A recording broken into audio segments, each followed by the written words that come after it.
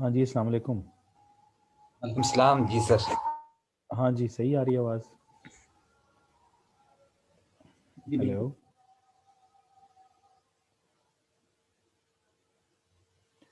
जी, clear है आवाज़ sir. ठीक है? क्लियर है जी, जी सर, ठीक है आवाज़ जी। क्लियर है सर आपकी। जी, ठीक है, ओके।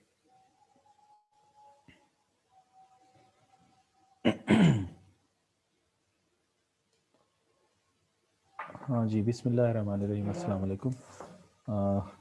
कल हम लोगों ने ये नया टॉपिक शुरू किया था। मैंने आप लोगों को finance for the house hold जो है वो पढ़ा दिया था।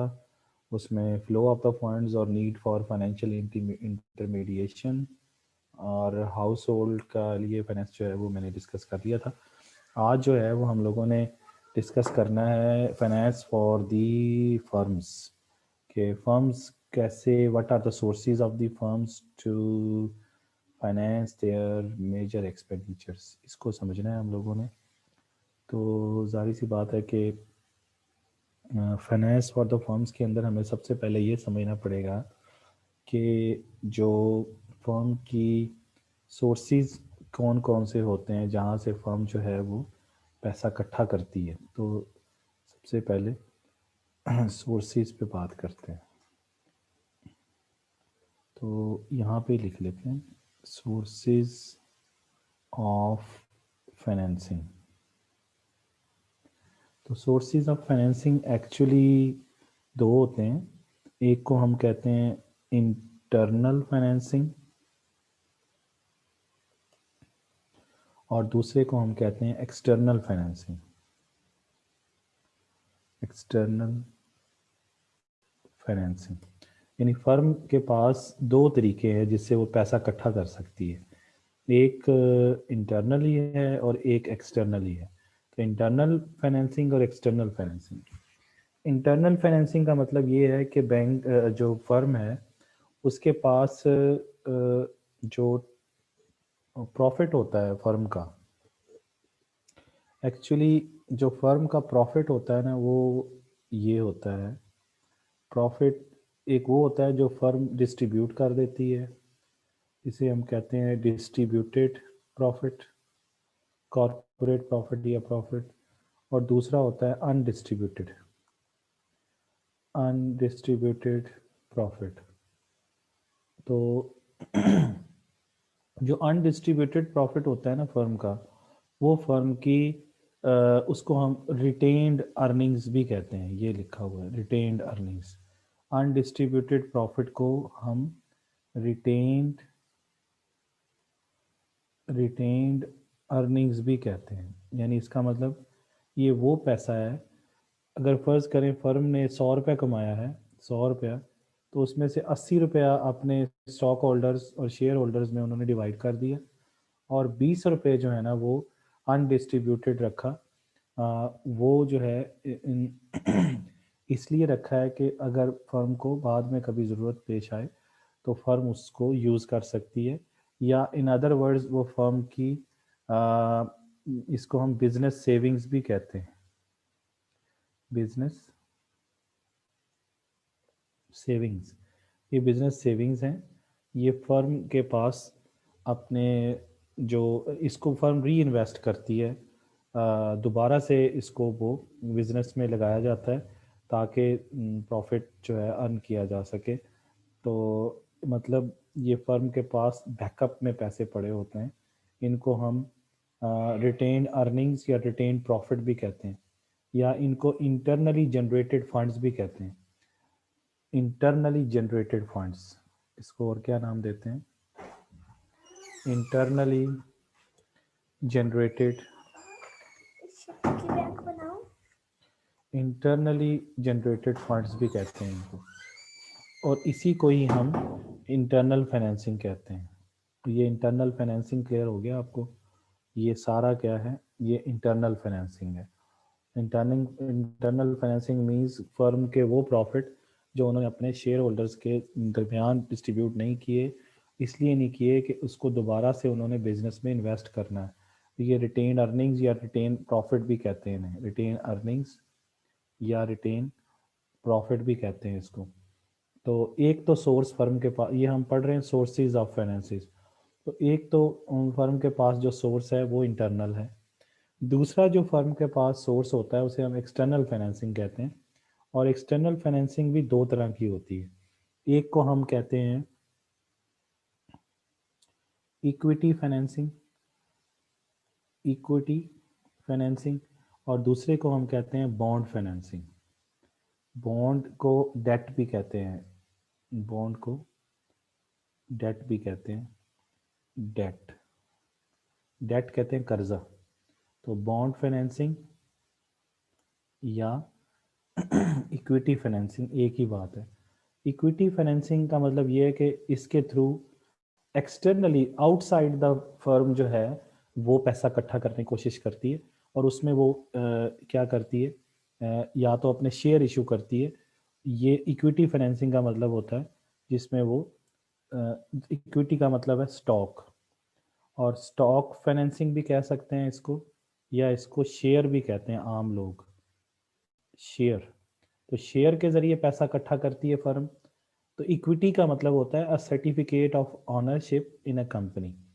आप किसी कंपनी के जब शेयर खरीदते हैं, तो या उसको या उसके इक्विटी सर्टिफिकेट जिसे कहते हैं वो खरीदते हैं, तो एक्चुअली आप उस कंपनी के अंदर मालिक बन जाते हैं उतनी ही जितनी अमाउंट का आपने शेयर खरीदा होता है। उसको शेयर भी कहते हैं, उसको इक्विटी भी कहते हैं, और स्टॉक भी कहते हैं।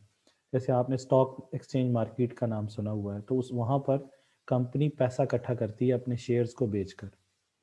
दूसरा जो कंपनी का एक्सटर्नल सोर्स है उसे हम कहते हैं बॉन्ड फाइनेंसिंग।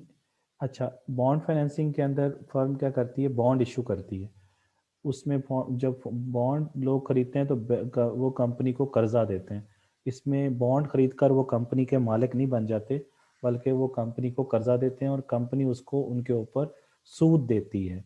लेकिन जब लोग इक्विटी खरीदते हैं, कंपनी किसी की इक्विटी इक्विटी खरीदते हैं या स्टॉक या शेयर खरीदते हैं, तो उस पे कंपनी उनको शेयर देती है, वो शेयर होल्डर बन जाते हैं, तो इस पे उनको डिविडेंड मिलता है।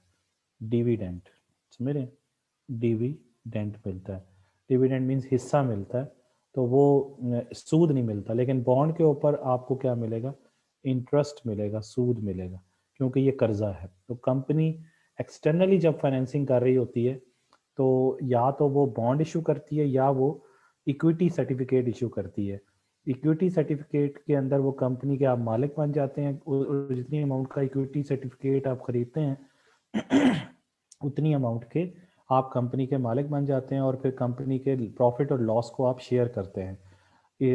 लेकिन बॉन्ड फाइनेंसिंग के अंदर जब कंपनी बॉन्ड इशू करके पैसा अर्न करती है, पैसा जनरेट करती है, तो उसमें ये होता है कि कंपनी जो है वहाँ पे क्या कर रही होती है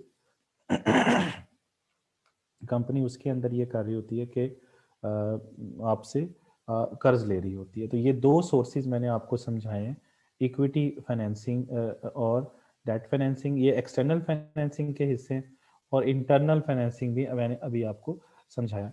अब ये तो था फाइनेंसिंग ऑफ द कंपनी। अब मजीद ये समझने की ज़रूरत है कि ये पैसा चाहिए किस लिए। उसे हम कहते हैं financing needs of the firms. उसे क्या कहते हैं, financing needs of firm. Firm को क्या ज़रूरत पेश आ गई, तो उसकी दो नीड्स होती हैं। एक होता है शॉर्ट टर्म,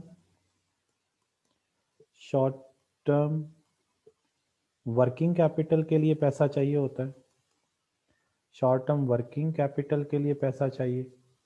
और दूसरा जो है लॉन्ग टर्म इन्वेस्टमेंट के लिए, लॉन्ग टर्म इन्वेस्टमेंट के लिए पैसा चाहिए। ये दो नीड्स हैं, शॉर्ट टर्म की और लॉन्ग टर्म्स की। इन दोनों नीड्स को पूरा करने के लिए फर्म क्या करती है, उसको पैसा चाहिए होता है। समझ गए ये बातें? अब इसको पढ़ते हैं। हम एक्चुअली क्वेश्चन पढ़ रहे हैं finance for the firms. Firms को, फर्म अपने एक्सपेंडिचर को पूरा कैसे करती है, फाइनेंस का मतलब पूरा। अब इसमें देखें तो यहाँ पे आपको flow of the funds in the business नज़र आ रहा है। तो इसके अंदर भी वही मसला है जो उधर था कि मिसमैच है। यहाँ पर भी लैक ऑफ सिंक्रोनाइजेशन है। जैसे ये जर्नल इशू है कि पेमेंट्स और रिसीट्स के अंदर सिंक्रोनाइजेशन नहीं है। तो जिस तरह से हाउस होल्ड को भी यही मसला है, गवर्नमेंट को भी यही मसला है, बिजनेसेस को भी यही मसला है। तो बिजनेसेस, जैसे यहाँ लिखा हुआ है, बिजनेसेस का भी ये मसला है कि उनका फ्लो ऑफ पेमेंट्स और फ्लो ऑफ रिसीट्स जो है वो मैच नहीं करता, रेयरली मैच। यानी वहाँ पर भी रिसीट्स जो हैं वो पेमेंट्स के इक्वल नहीं है, ये मसला है। अब जाहिर सी बात है कि जो बिजनेसेस हैं उनको जो रिसीट्स मिलती हैं, जो इनकम मिलती है, वो डिफरेंट सोर्सेज से मिलती है। वो मैंने अभी आपको बताया है कि उसमें कंपनी सेल करके पैसे कमाती है, फिर इन्वेस्टमेंट से पैसे आते हैं कंपनी के पास, और उसके बाद कंपनी क्या करती है, अपने जो नॉन करंट एसेट्स होते हैं, जिनको आप फिक्स एसेट्स कहते हैं, उनको वो बेचकर भी पैसे कमाती है। ये है फर्म के एक बिजनेसेस के रिसीट के सोर्सेज, के सेल से पैसा आ रहा है, फिर इन्वेस्टमेंट से पैसा आ रहा है, और फिर नॉन करंट एसेट्स के डिस्पोजल से पैसा आ रहा है, तीन चीज़ें। अब ये है कि फर्म एक्सपेंडिचर कहाँ कहाँ पे करती है। आउटले का मतलब होता है एक्सपेंडिचर। तो उसमें मैंने अभी आपको बताया था कि उनको वर्किंग कैपिटल के लिए ज़रूरत पेश आती है, यानी फाइनेंस करना होता है उन्होंने वर्किंग कैपिटल को। फाइनेंस का मतलब होता है पूरा करना, और उस वर्किंग कैपिटल में क्या आता है, यानी वेजेस पे करनी है, सैलरीज पे करनी है, रेंट पे करना है, बिल पे करने हैं। ये सारी चीज़ें हैं जो कि कंपनी ने पे करने होते हैं। और इसके अलावा ये तो मतलब शॉर्ट टर्म है, और उसके अलावा मीडियम और लॉन्ग टर्म नीड्स भी होती हैं कंपनी की। जैसे उन्होंने कोई एसेट्स खरीदने होते हैं, कोई प्रेमिसेस वगैरह खरीदनी होती है, मशीनरी खरीदनी, इक्विपमेंट खरीदनी, उसके लिए भी फर्म को पैसों की ज़रूरत होती है। तो इसका मतलब ये है कि कंपनी को जब ये इन चीज़ों की ज़रूरत पेश आती है, इन एक्सपेंडिचर को पूरा करना होता है, तो फिर वो मुख्तलिफ तरीके अडॉप्ट करती है। सोर्सेज मैंने अभी आपको समझाए हैं कि क्या होते हैं। तो यहाँ पर आपको बताया जा रहा है कि फाइनेंस की ज़रूरत क्यों पेश आती है। ये वही बात है जो मैंने आपको यहाँ पे बताई थी, financing needs of the firms, यानी शॉर्ट टर्म के लिए और लॉन्ग टर्म के लिए। ये बात मैंने अभी आपको समझाई है। देखें, short term working capital needs और long term investment capital needs, ये दो नीड्स हैं उनकी। तो शॉर्ट टर्म जो वर्किंग कैपिटल नीड्स हैं वो ये है कि क्यों भला, क्योंकि जब प्रोडक्शन आपको पहले प्रोडक्शन करनी पड़ती है, फिर आप उसको बेच पाते हैं, और फिर कहीं जाके आप कुछ अर्न करते हैं। लेकिन सबसे पहले तो कंपनी को कम चीज़ बनाएगी तो बेचेगी ना, पहले तो बनाने के लिए पैसा चाहिए। तो वो क्या पैसा चाहिए, उसके लिए जाहिर सी बात है उनको अपनी प्रोडक्शन को फाइनेंस करना पड़ता है। प्रोडक्शन में क्या क्या आ जाता है, लेबर को पैसे देने पड़ते हैं, रॉ मटेरियल, इन्वेंट्री, और फिर कहीं जाके उनको कोई पैसा वसूल होता है, और फिर वो उससे अपना एक्सपेंडिचर करते हैं। इसलिए इसका मतलब ये है कि जो प्रोडक्शन और प्रोडक्शन सोल्ड में एक फ़र्क है, यानी प्रोडक्शन करने में और फिर उसको बेचने तक के लिए कंपनी को पैसा चाहिए होता है। तो इस गैप को फिल करने के लिए शॉर्ट टर्म में उनको पैसे की ज़रूरत होती है, क्योंकि प्रोडक्शन करने से पहले भी पैसा चाहिए, और फिर प्रोडक्शन जब बिकेगी तो फिर पैसा जब आएगा तो उस पर भी टाइम लगता है। तो उस दौरान भी उनको पैसा चाहिए ताकि मज़ीद आउटपुट को प्रोड्यूस किया जा सके, और short term working capital needs को पूरा किया जा सके, यानी लेबर को पैसे दिए जा सकें, रॉ मटेरियल ख़रीदा जा सके, और इन्वेंट्री को मज़ीद बेहतर किया जा सके। दूसरा जो पैसों की ज़रूरत पड़ती है फर्म को, उसकी वजह जो है वो long term investment capital needs हैं। उसमें क्या है कि फर्म को क्या खरीदना पड़ता है, बाज़ औक़ात अपना प्लांट को रिप्लेस करने के लिए पैसे चाहिए होते हैं, कोई नया इक्विपमेंट खरीदना होता है उन्होंने, या अपने बिजनेस को उन्होंने क्या करना होता है, एक्सपेंड करना होता है। तो ये सारी चीज़ों के लिए उनको लॉन्ग टर्म में भी पैसे चाहिए होते हैं। ये दूसरी रीज़न आपको बता दी कि why the firm need finance. अब अगली चीज़ है कि फ़र्म पैसा कहाँ से इकट्ठा करती है। मैंने आपको बताया था कि फ़र्म के पैसा इकट्ठे करने के सोर्स, ये बता रहा है कि firm has businesses have three main sources.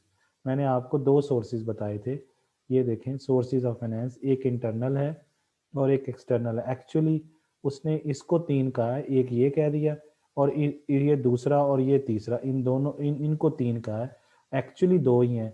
एक इंटरनल और एक्सटर्नल। उसने एक्सटर्नल को 2 हिस्सों में डिवाइड करके 3 कह दिया है, ठीक है ना जी, लेकिन एक्चुअली 2 ही हैं।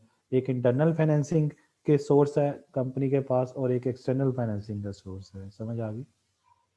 ये देखें, एक को हमने कहा इक्विटी कैपिटल, जैसे शेयर इशू करके पैसा कमाते हैं, और दूसरा क्या है, इंटरनली जनरेटेड फंड्स यानी रिटेन प्रॉफिट, ये इंटरनल इन्वेस्टमेंट। और तीसरा जो है कैपिटल है, कैपिटल डेट कैपिटल यानी डेट फाइनेंसिंग। तो ये दोनों जो है ना, ये और ये एक्सटर्नल है, और ये वाला जो है वो इंटरनल है, इंटरनल ये वाला है, ठीक है ना जी।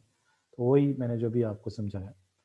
उसके बाद अगला जो कॉन्सेप्ट आपको समझाया जा रहा है वो ये है कि मैचिंग कॉन्सेप्ट क्या होता है। मैचिंग कॉन्सेप्ट ये होता है कि ज़रा समझें कि यहाँ पहले तो ये बताया जा रहा है कि क्रेडिट जो होता है, कर्जा, क्रेडिट मीन्स कर्जा, लोन जिसे कहते हैं, या डेट कहते हैं, लोन या डेट कहते हैं, कर्जा जिसे कहते हैं, ठीक है ना जी। तो कर्जा जो है वो शॉर्ट टर्म का भी फर्म ले सकती है, मीडियम टर्म का भी ले सकती है और लॉन्ग टर्म का भी ले सकती है। अब यहाँ पे एक चीज़ उन्होंने ये बताई है कि मैचिंग कॉन्सेप्ट क्या है। मैचिंग कॉन्सेप्ट ये है कि लेंथ ऑफ द क्रेडिट जो है ना, लेंथ ऑफ क्रेडिट जो है वो इक्वल होनी चाहिए लाइफ ऑफ द एसेट के, लाइफ ऑफ द एसेट की। ये है मैचिंग कॉन्सेप्ट। बात समझ आ रही? मैचिंग कॉन्सेप्ट क्या है कि एक एक एसेट की एक लाइफ होती है। मतलब फॉर एग्जांपल आप लोगों ने, आप में से किसी ने ट्रैक्टर खरीदा, तो ट्रैक्टर की एक लाइफ होगी। फॉर एग्जांपल आप कहते हैं जी उसकी लाइफ जो है वो 20 साल है, 20 ईयर्स। तो अब आप जो कर्जा देंगे ना, वो कम अज़ कम, जो जिसके लिए ट्रैक्टर के लिए आप कर्जा दे रहे हैं, तो लेंथ ऑफ द क्रेडिट भी कितनी होनी चाहिए, कम अज़ कम 20 साल होनी चाहिए। समझ आ रही बात? यानी 25 साल के लिए कर्जा मत दें, जितने साल का एसेट की लाइफ है उतने साल के लिए कर्जा दें। क्योंकि हर साल वो अगर फॉर एग्जांपल आपको पेमेंट वापस करेगा, तो 20 साल में वापस करना चाहता है, तो 20 साल अगर उसकी लाइफ है तो वो कहेगा जी 20 साल में मैं वापस कर दूंगा। अगर आपने 25 साल का कर दिया ना लेंथ ऑफ द क्रेडिट, यानी एसेट की लाइफ 20 साल है और आपने कर्जा 25 साल के लिए दे दिया ट्रैक्टर खरीदने के लिए, तो 20 साल बाद तो वो एसेट खत्म हो जाएगा फॉर एग्जांपल। तो 5 साल में बाकी आपका क्रेडिट कैसे वापस होगा या कर्जा कैसे वापस होगा? इसलिए ये बैंक्स को भी समझाया जाता है कि लेंथ ऑफ द क्रेडिट जो है वो लाइफ ऑफ द एसेट के साथ क्या है, मैच करनी चाहिए, उससे ज़्यादा नहीं होनी चाहिए। समझ आ गई बात? मैंने अभी आपको समझाया कि एक ट्रैक्टर है और ट्रैक्टर की लाइफ जो है वो 20 साल है, तो आपने कर्जा 20 साल तक की दे सकते हैं, 25 साल तक का उसे नहीं कह सकते कि 25 साल तक आप देते रहिएगा। वो तो 20 साल बाद हो सकता है ट्रैक्टर ही खत्म हो जाए, उस डेप्रिशिएट हो जाए बिल्कुल ही, तो वो आपको कर्जा कैसे वापस करेगा? कोशिश करें उससे कम तक दे दें तो ज़्यादा बेहतर है। नहीं, 15 साल तक में उसे कहें कि 15 साल में आप हमें कर्जा वापस कर दें, और उसकी लाइफ अगर 20 साल है तो 15 साल में ही उससे पैसे वापस ले लें। लेकिन मैचिंग कॉन्सेप्ट है कि कम से कम तो उसके बराबर होनी चाहिए, ठीक है ना जी, यानी मैच करनी चाहिए। मैच मीन्स के लेंथ ऑफ द क्रेडिट और लाइफ ऑफ द एसेट, यानी अगर ये 20 साल है तो ये भी 20 साल है, तो ये दोनों 20 साल ही होने चाहिए। समझ गए? उसके बाद जो अगली चीज़ वो आपको समझा रहे हैं वो मैचिंग कॉन्सेप्ट के अंदर वो ये है कि जो शॉर्ट टर्म के अंदर अमाउंट लेती है क्रेडिट की या कर्जा लेती है फर्म, उसको आपने देखना है किसके साथ, लिक्विडिटी की कंसिडरेशन के साथ। मतलब ये कि ये आपने देखना है कि फर्म के पास इतना कैश होना चाहिए कि वो क्रेडिटर्स को, यानी कर्ज जिन्होंने दिया है उसको, फर्म को, उनको वो पैसा वापस कर सके ऑन टाइम। समझ रहे हैं ना ये बात? तो इसका मतलब ये है कि उनके जो एक्चुअली उनके जो ये बात समझने की ज़रूरत है कि अगर उनके पास लिक्विडिटी इतनी नहीं है तो वो फिर आपको कर्ज वापस कैसे कर सकेंगे टाइम पे। तो आपने ये चीज़ देखनी है कि शॉर्ट टर्म क्रेडिट जो है वो इतना ज़्यादा should not be become excessive in relation to current assets, यानी उसको करंट एसेट्स से उसकी वैल्यू जो है वो ज़्यादा नहीं होनी चाहिए। मीनिंग दैट कि शॉर्ट टर्म, ये बात समझें कि short term short term credit जो है उसको आपने मैच करना है करंट एसेट्स के साथ, ठीक है ना जी। तो इसका मतलब ये है कि शॉर्ट टर्म क्रेडिट जो है वो आपके करंट एसेट से ज़्यादा नहीं होना चाहिए, उसकी अमाउंट, यानी amount of the short term credit जो है वो उससे ज़्यादा नहीं होनी चाहिए, यानी करंट एसेट से, ताकि ये ना हो कि आपकी जो है, क्योंकि जो करंट एसेट्स होते हैं वो जाहिर सी बात है कि short term sources of cash होते हैं, वो एक्चुअली कैश ही होते हैं या सोर्सेज ऑफ कैश होते हैं, और वो लिक्विडिटी को रिप्रेजेंट कर रहे होते हैं। तो इसलिए अगर कंपनी को करंट एसेट बेचने भी पड़े तो आपका कर्जा वापस कर सके, इसलिए करंट एसेट्स के कम से कम बराबर होने चाहिए। क्या बराबर होना चाहिए? शॉर्ट टर्म क्रेडिट को। और अगली बात जो आपको समझा रहे हैं वो समझा रहे हैं capital gearing ratio. Capital gearing ratio ये है कि उसका जो फार्मूला है, यानी कैपिटल गेयरिंग रेशियो का कैपिटल गेयरिंग रेशियो का फार्मूला ये है कि this is equal to debt over capital funds over capital funds. इसका मतलब ये है कि ये लॉन्ग टर्म की बात हो रही है, और लॉन्ग टर्म की क्रेडिट में मैचिंग कॉन्सेप्ट क्या है? शॉर्ट टर्म में मैचिंग कॉन्सेप्ट क्या है कि शॉर्ट टर्म के अंदर शॉर्ट टर्म क्रेडिट की अमाउंट और करंट एसेट की अमाउंट बराबर होनी चाहिए, यानी उतना कर्जा ले सकते हैं आप लोग। और लॉन्ग टर्म के अंदर ये है कि डेट जो आप ले रहे हैं, डेट की वैल्यू और कैपिटल फंड की वैल्यू कम से कम बराबर होनी चाहिए। समझ गए ना ये बात? इसका मतलब ये है कि यहाँ पे ये समझा रहे हैं कि ये जो कैपिटल फंड्स हैं ये इससे आपने क्या करना है, डेट की पेमेंट देखनी है कि अगर हमें पेमेंट करनी पड़े तो कैपिटल फंड में से निकाल के आपने डेट की पेमेंट करनी है। तो इसमें से शेयर होल्डर्स को जो है ना वो ज़्यादा सेक्रीफाइस ना करना पड़े। तो क्योंकि डेट की सूरत में आपको डेट भी पे करना पड़ेगा कंपनी, और कंपनी को, और फिर उसको इंटरेस्ट भी पे करना पड़ेगा, और वो कहाँ से करेगी? वो कैपिटल फंड्स के मुकाबले में देखना है कि कैपिटल फंड्स जो है कम, अगर उससे ज़्यादा हो गया डेट, तो फिर डेट की रिकवरी जो है कैपिटल फंड में से करनी पड़ेगी। उन उसमें से इसमें से निकाल, कैपिटल फंड में से निकाल कर डेट देना पड़ेगा, जो कि जाहिर सी बात है शेयर होल्डर्स को उसमें से नुकसान होगा। तो इसलिए कोशिश ये करें कि डेट जो है वो कम से कम डेट जो है वो कैपिटल फंड से कम हो, या डेट कम से कम जो है कैपिटल फंड्स के बराबर हो। मैचिंग कॉन्सेप्ट ये है, समझ रहे हैं? यानी ये दोनों डेट और कैपिटल फंड्स बराबर हों। जिस तरह से ये लॉन्ग टर्म के अंदर बात हो रही है, ये लॉन्ग टर्म की बात हो रही है, लॉन्ग रन की बात हो रही है। और शॉर्ट रन में ये कहा था कि शॉर्ट रन में जो अमाउंट है ना क्रेडिट की, वो करंट एसेट से ज़्यादा नहीं होनी चाहिए।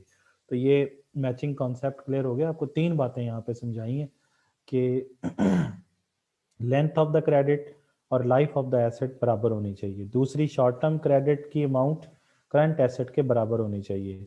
तीसरी बात ये बताइए कि डेट की अमाउंट जो है वो कैपिटल फंड से के बराबर होनी चाहिए। ये तीन बातें आपको समझाई। ठीक हो गया जी। अब आ जाइए, नेक्स्ट क्वेश्चन है principal sources of short term capital.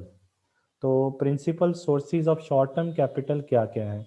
यानी अगर फर्म को कर्जा लेना पड़े तो शॉर्ट टर्म के लिए जो वो फर्म कर्जा लेती है वो कहाँ, वो किस किस तरह से ले सकती है, और ये principal sources of short term capital.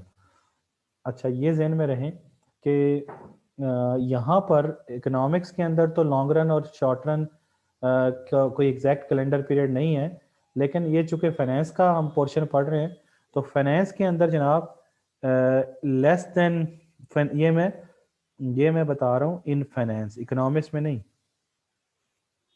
और ये जो चैप्टर आप लोग पढ़ रहे हैं अब, यानी ये 9वां 10वां और 11वां चैप्टर, ये फाइनेंस के चैप्टर हैं। इसके अंदर लेस देन 1 ईयर जो है, फाइनेंस के अंदर लेस देन 1 ईयर जो है ये शॉर्ट रन कहलाता है।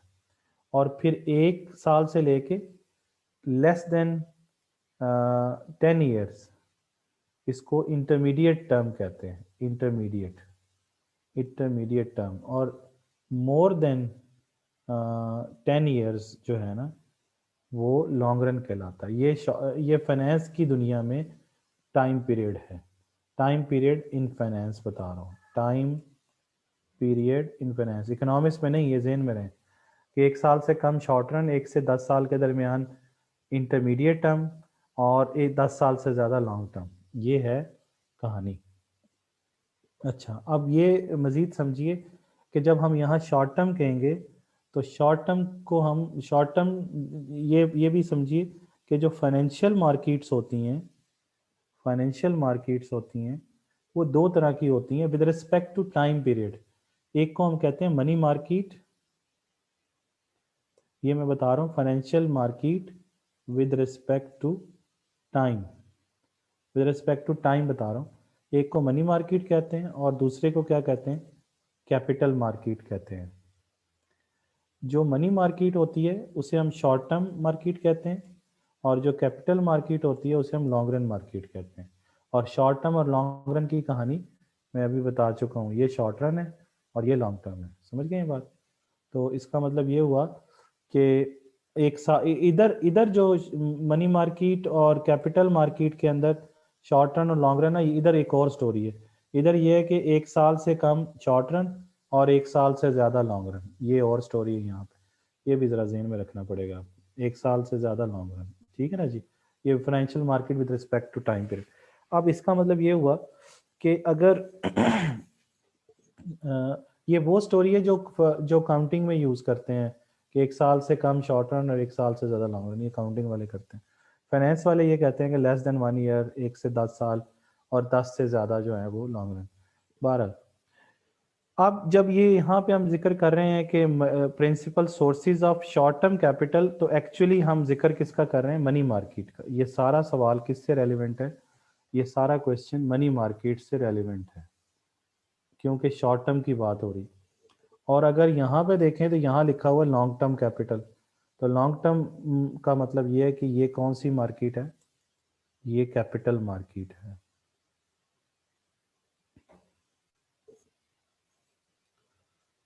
इससे क्या हो गया,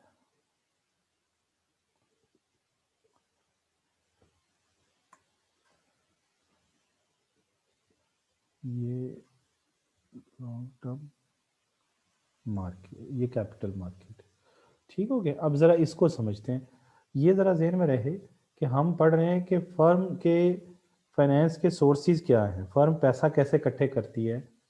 तो वो मैंने आपको अभी यहाँ पे बताया भी था, फाइनेंसिंग के सोर्सेज कि एक इंटरनल है और एक एक्सटर्नल है, ठीक है ना जी। तो अब ये मज़ीद बता रहे हैं with respect to time period बता रहे हैं। तो इसमें पहले शॉर्ट रन में बता रहे हैं कि पैसे कैसे इकट्ठे करेगी। तो उसमें पहला ये है कि फर्म जो है वो क्रेडिट एग्रीमेंट कर ले। नंबर 1 क्या है, क्रेडिट एग्रीमेंट कर ले। अगर शॉर्ट टर्म में फर्म को पैसे चाहिए फाइनेंस करने के लिए, मनी चाहिए, तो फर्म क्या करे, वो बोरो कर ले मनी। कहाँ से, जाहिर सी बात है बैंक से कर ले या कहीं से भी कर ले। तो बिजनेसेस जो हैं वो बोरो कर सकते हैं for immediate purchase of the goods and services, और उसके बाद उनको पे कर दें for the extended time period. और टाइम पीरियड 1 साल से ज़्यादा नहीं हो सकता क्योंकि शॉर्ट टर्म है। और इसमें क्या क्या हो सकता है कि आप बैंक से लोन ले लें, ओवर ड्राफ्टिंग कर लें, ओडी जिसे कहते हैं, कल भी बताया था, क्रेडिट कार्ड ले लें, ट्रेड क्रेडिट ले लें, हायर एंड परचेज, ये सारे वो तरीके हैं इनके ज़रिए, ये सारे क्रेडिट एग्रीमेंट्स हैं। इनसे क्या होता है, इन सब में ये है कि आप मनी को बोरो करके अपनी चीज़ों को खरीद लेते हैं जो आपको ज़रूरत होती है इमीडिएटली। तो पहला तरीका ये है कि आप क्रेडिट एग्रीमेंट कर लीजिए। दूसरा ये है कि बैंक ओवरड्राफ्ट, ये यहाँ पर भी बात हुई थी। बैंक ओवरड्राफ्ट में ये होता है कि आप के पास, आपका बैंक में अकाउंट है, तो आपका जितना पैसा बैंक में पड़ा हुआ है आप उससे ज़्यादा निकलवा सकते हैं। बैंक आपको एक लिमिट बता देगा कि इतने हद तक आप निकलवा लें। फर्ज करें आपका 1 करोड़ रुपये पड़ा है, तो आप 1 करोड़ तो आपका अपना है, लेकिन आप 1 करोड़ 50 लाख रुपए फॉर एग्जाम्पल निकलवाना चाहते हैं तो निकलवा लें। उसमें बैंक आपको वो 50 लाख क्या दे देगा, ओडी कहेंगे उसको, ओवरड्राफ्ट कहेंगे, और एक्चुअली वो आपको बैंक क्या दे रहा है, कर्जा दे रहा है। तो उसके ऊपर बैंक आपको से क्या ले लेगा, सूद ले लेगा। जितनी अमाउंट आप अपनी अमाउंट से, जो आपकी अपनी पड़ी है उससे ज़्यादा निकलवाएंगे, ओवर ड्रा कराएंगे, तो वो उसे ओवर ड्राफ्टिंग कहेंगे। उस पे बैंक आपसे सूद ले लेगा और फिर वो आप उसको वापस कर सकते हैं, ठीक है ना जी। ये दूसरा तरीका है। तीसरा जो तरीका है वो ये है कि बिल ऑफ एक्सचेंज है। बिल ऑफ एक्सचेंज बड़ा सिंपल सी चीज़ है। एक्सचेंज का मतलब आपको पता है क्या होता है? एक्सचेंज का मतलब होता है गिव एंड टेक। तो गिव एंड टेक करते हुए जो एक बिल आपको मिलता है, जैसे आप फॉर एग्जांपल एक कपड़े की शॉप पे चले जाते हैं और वहां जाके आप कपड़ा खरीदते हैं, तो वो आपको एक बिल देता है, that is bill of exchange, जिस पे उस कपड़े की दुकान का नाम लिखा हुआ है या उस फर्म का नाम लिखा हुआ, आपका नाम लिखते हैं, तारीख डालते हैं, अमाउंट लिखते हैं, सारा लिख के आपको दे देते हैं। और जो ही आप देखते हैं आप उसको पेमेंट कर देते हैं। तो bill of exchange site bill of exchange भी क्या होती है, साइट का मतलब देखते ही पेमेंट कर देते हैं। या फिर आप वो देखते कहते हैं कि यार मैं इसको 3 माह बाद पेमेंट करूंगा या 4 माह बाद करूंगा या 6 माह बाद करूंगा, लेकिन इसकी 1 साल से ज़्यादा अमाउंट नहीं होती। यहाँ पर जितने भी आप इंस्ट्रूमेंट पढ़ रहे हैं शॉर्ट टर्म में, ये शॉर्ट रन के हैं, और शॉर्ट रन में लोन 1 साल से ज़्यादा का नहीं होता, 1 साल से कम ही है। ये सारे, ये भी ए बी बी बी, ये सी बी डी बी, ये सारे A B C D A, ये सारे 1 साल से कम तक की कहानी है। 1 साल से ज्यादा की कहानी ये है greater than 1 year, capital market में होता है ग्रेटर देन 1 ईयर का, अगर 1 साल से ज्यादा का कर्जा लेना है। और अगर 1 साल से कम का लेना है तो ये वाले तरीके आप अडॉप्ट कर सकते हैं। ये हैं लेस देन 1 ईयर का कर्जा लेने के तरीके, समझ रहे हैं? यानी ये वाले जो अभी पढ़ रहे हैं। तीसरा बिल ऑफ एक्सचेंज समझा रहा था। तो बिल ऑफ एक्सचेंज के अंदर क्या हो रहा है वहां पे?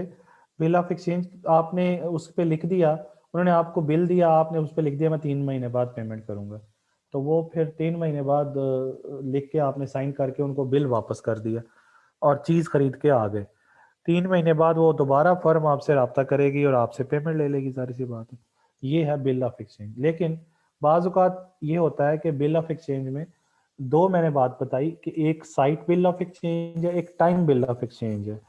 साइट बिल ऑफ एक्सचेंज है कि जो ही देखा, जैसे हम मेडिकल स्टोर से दुकान के से लेते हैं दवाई, देख बिल देते हैं, वो बिल जो ही देखा हमने पेमेंट कर दी, तो ये साइट बिल ऑफ एक्सचेंज है।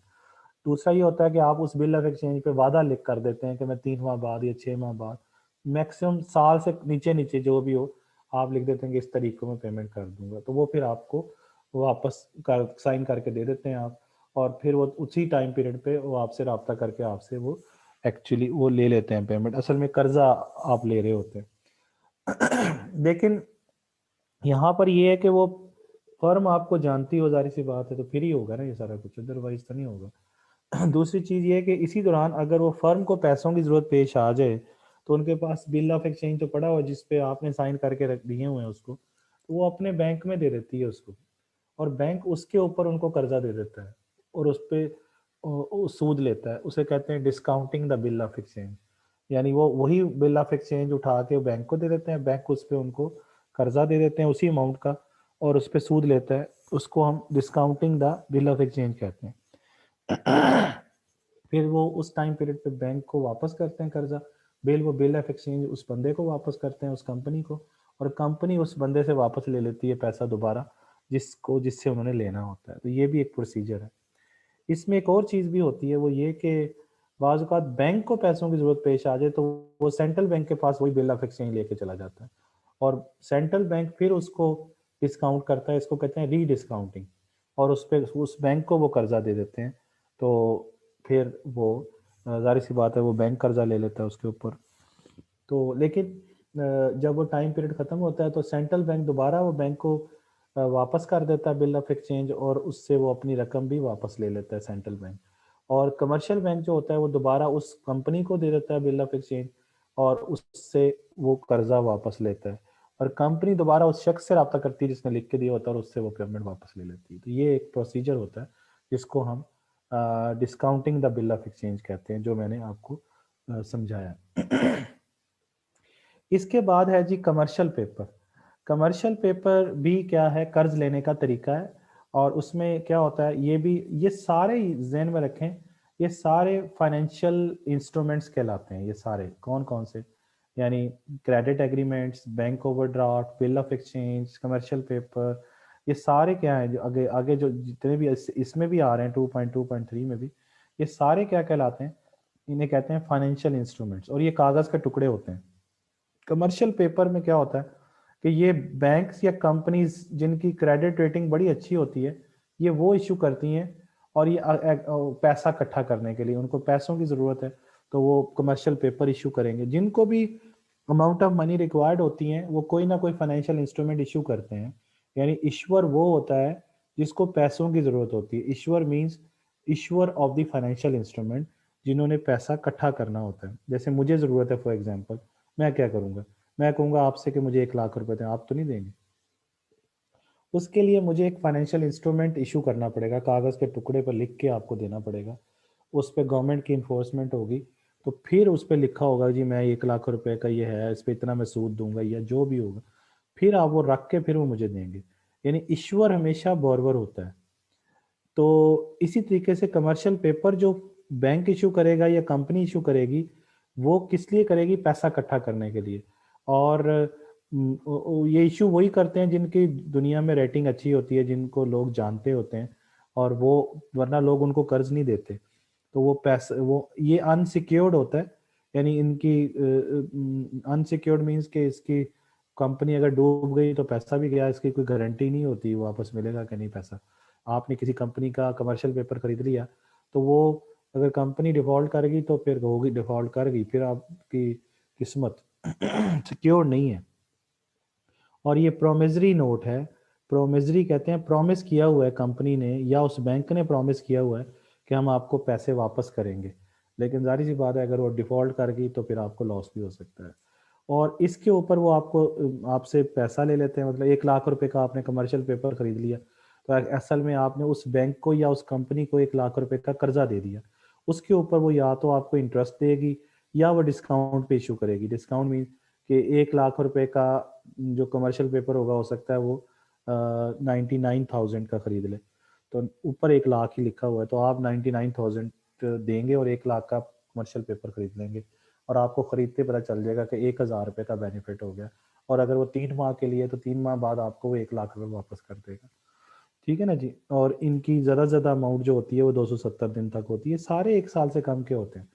तो बहरहाल ये इस पे या तो डिस्काउंट करके बेचा जाता है या इंटरेस्ट मिलता है इसके ऊपर। उसके बाद है जो भी मैंने आपको बताया कि शॉर्ट टर्म में बिजनेसेस क्या करती हैं, वो अपने अनडिस्ट्रीब्यूटेड जो प्रॉफिट होते हैं वो रख लेती है, ताकि वो अपने रिसीट्स और पेमेंट में जो मिसमैच आया हुआ है, जो बराबर नहीं है, उनको वो फाइनेंस कर सके। ठीक है ना जी। और ये जो रिटेन्ड कैश है, वो किसी बैंक में रख के उन अपने एक्सपेंडिचर्स को पूरा कर सकती है। ये हैं जी शॉर्ट टर्म के तरीके कंपनियों के, जिस तरीके से वो पैसा इकट्ठा कर सकती है। इससे आगे आ जाएं तो लॉन्ग टर्म की कहानी है। लॉन्ग टर्म मीन्स कि अगर कंपनियों ने 1 साल से ज़्यादा का कर्जा लेना है, तो उनको राब्ता करना पड़ेगा कैपिटल मार्केट से। तो कैपिटल मार्केट में क्या क्या फाइनेंशियल इंस्ट्रूमेंट्स हैं? इसमें भी ABCDE तक हमारे पास, यानी टोटल 5 हमारे पास मौजूद हैं। इसमें भी हमारे पास 5 तक ही थे। तो इसमें जो पहला है, उसमें यह है कि कंपनी जो है वो क्या करे, वो शेयर इशू करे। जो मैंने अभी आपको समझाया था, शेयर शेयर इशू करे। ये वाली बात जो मैंने अभी आपको समझाई थी, ये वाली, कि कंपनीज जो हैं वो शेयर इशू कर सकती हैं, ये दिस वन। यानी दूसरा जो बात थी, जिसे हम इक्विटी फाइनेंसिंग भी कहते हैं, स्टॉक फाइनेंसिंग या शेयर फाइनेंसिंग कहते हैं। यानी ये किसका हिस्सा है? एक्सटर्नल फाइनेंसिंग का। तो एक्सटर्नल फाइनेंसिंग में आ रहे हैं, और ये लॉन्ग टर्म है। आप किसी कंपनी का अगर शेयर खरीदते हैं तो 1 साल के लिए नहीं होता, वो जब तक आप हैं तब तक आप उस कंपनी के मालिक रहते हैं, जब तक आप उसे बेच ना दें उस शेयर को। तो शेयर कैपिटल का मतलब ये है कि आप, अब शेयर कैपिटल भी दो तरह के होते हैं। एक को हम ऑर्डिनरी शेयर होल्डर कहते हैं, और दूसरे को हम प्रेफर्ड शेयर कहते हैं। ठीक है ना जी। ऑर्डिनरी शेयर्स या प्रेफर्ड शेयर्स, ये दो होते हैं। ऑर्डिनरी शेयर्स वो होते हैं जो कि असल में मालिक होते हैं कंपनी के। और यानी शेयर्स की जो काइंड्स है वो बता रहा हूँ आपको। शेयर्स जो होते हैं ये दो तरह के होते हैं, एक ऑर्डिनरी शेयर्स, और दूसरा कौन सा होता है? Preferred shares. इसका मतलब ये है कि ये वो होते हैं जो actually owner of the actually actually जो ऑनर होते हैं, ऑनर ऑफ द कंपनी होते हैं। और ये कौन होते हैं? यही बोर्ड ऑफ डायरेक्टर्स को सिलेक्ट करते हैं। प्रेफर, और इनको ही प्रॉफिट या लॉस मिलता है। ऑर्डिनरी शेयर होल्डर को प्रॉफिट मिलता है या लॉस। प्रेफर्ड शेयर होल्डर को ये भी शेयर होल्डर तो होते हैं, लेकिन ये कंपनी की एडमिनिस्ट्रेशन में शामिल नहीं होते हैं। कंपनी की एडमिनिस्ट्रेशन ये कर रहे होते हैं ऑर्डिनरी, ये एक्चुअल ऑनर ये होते हैं। ये भी ऑनर ही होते हैं, लेकिन इनके पास कंपनी का एडमिनिस्ट्रेशन नहीं होती, ये कंपनी की डिसीजन मेकिंग में नहीं होते, और इनको इंटरेस्ट मिलता है। हालांकि ये शेयर होल्डर होते हैं, लेकिन इनको इन शेयर होल्डर को तो प्रॉफिट लॉस मिलना चाहिए ना, लेकिन इनका इंटरेस्ट मिलता है, और इनका इंटरेस्ट भी क्या होता है, फिक्स्ड होता है। जिस तरह बॉन्ड होल्डर होते हैं ना, कंपनी जिन्होंने कंपनी को बॉन्ड खरीदे होते हैं कंपनी के, ये कंपनी के कर्जा दिया होता है उन्होंने, उन बॉन्ड होल्डर्स को जारी सी बात है सूद मिलता है, लेकिन वो फिक्स नहीं होता। Interest is not fixed bond holder का, ठीक है ना। इस इधर इंटरेस्ट क्या है इनका, फिक्स होता है। बॉन्ड होल्डर का इंटरेस्ट फिक्स हो भी सकता है। इंटरेस्ट फिक्स होने का मतलब ये है कि उनकी बॉन्ड की जो इनकम होती है वो फिक्स नहीं होती, वो इसलिए कि इनकी इनकम को कहते हैं यील्ड, और जो यील्ड होती है ना वो होती है आई प्लस जी। आई का मतलब है इंटरेस्ट रेट है, इंटरेस्ट रेट तो फिक्स है। ये जो मैंने इंटरेस्ट इज नॉट फिक्स लिखा है ना, ये गलती से लिख दिया, इंटरेस्ट नहीं बल्कि यील्ड फिक्स नहीं होती है। यहाँ पे मैंने क्या लिखना था, यील्ड इज नॉट फिक्स्ड। तो इंटरेस्ट तो इनका फिक्स होता है। यील्ड के दो हिस्से होते हैं, एक इंटरेस्ट होता है और एक कैपिटल गेन और लॉस होता है। तो कैपिटल गेन और लॉस और इंटरेस्ट दोनों मिलकर यील्ड बनाते हैं, इसलिए यील्ड फिक्स नहीं होती, लेकिन इंटरेस्ट फिक्स होता है। बहरहाल इतनी डिटेल में जाने की जरूरत नहीं है। कंपनी या तो बॉन्ड इशू करके पैसा कमाती है या शेयर इशू करके पैसा कमाती है। इसमें मालिक बना देती है, इसमें मालिक नहीं बनता। शेयर में मालिक बन जाते हैं आप। प्रेफर्ड शेयर होल्डर भी हो तो मालिक होते हैं, लेकिन कंपनी के एडमिनिस्ट्रेशन में नहीं होते। ठीक है ना जी, ये दो बातें समझ आ गई आपको। तो ये मैंने आपको समझा दिया कि कंपनी जो है वो यही बात लिखी हुई है कि ordinary share holder are the owners of the company. Preference share जो होते हैं वैसे भी बड़े रेयर होते हैं। अच्छा जी, उसके बाद दूसरा जो इसमें, ये हम लॉन्ग टर्म पढ़ रहे हैं, यानी principal sources of long term capital, और इसका ताल्लुक मैंने अभी बताया कि कैपिटल मार्केट से होता है। लेकिन जो शॉर्ट टर्म होते हैं उनका ताल्लुक किससे होता है, मनी मार्केट से होता है। ठीक है ना जी। अच्छा, अब इसमें क्या क्या है, इसमें है जी कि कंपनी अपने रिटेन प्रॉफिट्स को यूज़ करे और अदर रिजर्व्स को यूज़ करे। यानी रिटेन प्रॉफिट वो प्रॉफिट हैं जो जो कि कंपनी के अंदर मौजूद हैं और उन्होंने शेयर होल्डर्स को पे नहीं किए थे एज ए डिविडेंड। डिविडेंड कहते हैं हिस्सा, हिस्सा सारा हिस्सा नहीं मिला था, उसमें से कुछ रख लिया था, इसलिए इसको इंटरनली जनरेटेड फंड्स भी कहते हैं। ये चीज़ ऊपर भी आई थी, ये देखें रिटेन कैश, लेकिन ये कैश रखा हुआ था बचा के, ये इसी में से रखा होता है, इंटरनली जनरेटेड फंड्स में से। अगर वो शॉर्ट टर्म के लिए रखा हुआ तो इधर आ जाएगा, अगर वो लॉन्ग टर्म के लिए रखा हुआ तो इधर आ जाएगा। ठीक है ना जी। उसके बाद है borrowing and long term loans, ये उधर भी आया था, ये देखें ये वाली चीज़ यहाँ भी आई थी, यानी क्रेडिट एग्रीमेंट्स। तो ये शॉर्ट टर्म के होंगे, यानी एक साल से कम का कर्जा लेंगे तो इधर आ जाएगा, जिसको मनी मार्केट में आ जाएगा। और अगर एक साल से ज़्यादा के कर्जे फर्म लेगी तो वो लॉन्ग टर्म कर्जे बन जाएंगे। समझ गए बात। तो इसका मतलब ये हुआ कि जो लॉन्ग टर्म है डेट वो भी वो कंपनी ले सकती है। ठीक हो गया जी। तो 12 उसके बाद है जी नेक्स्ट क्या है, इसमें देखें दो तीन चीज़ें मज़ीद आ रही हैं। इसमें एक चीज़ ये आ रही है कि इसको बल्कि पढ़ा ही देता हूँ कि कंपनीज जो है वो बैंक से बोरो करते हैं और एंड फ्रॉम प्राइवेट और इंस्टीट्यूशनल इन्वेस्टर से जो है वो कंपनीज जो है वो कर्जा ले लेते हैं। इंस्टीट्यूशनल इन्वेस्टर कौन होते हैं, जैसे एक बैंक है वो एक इंस्टीट्यूशन है और वो आपसे कहता है कि ठीक है हम आपकी कंपनी में इन्वेस्टमेंट करते हैं तो आप हमें भी फिर उसमें से हिस्सा दें।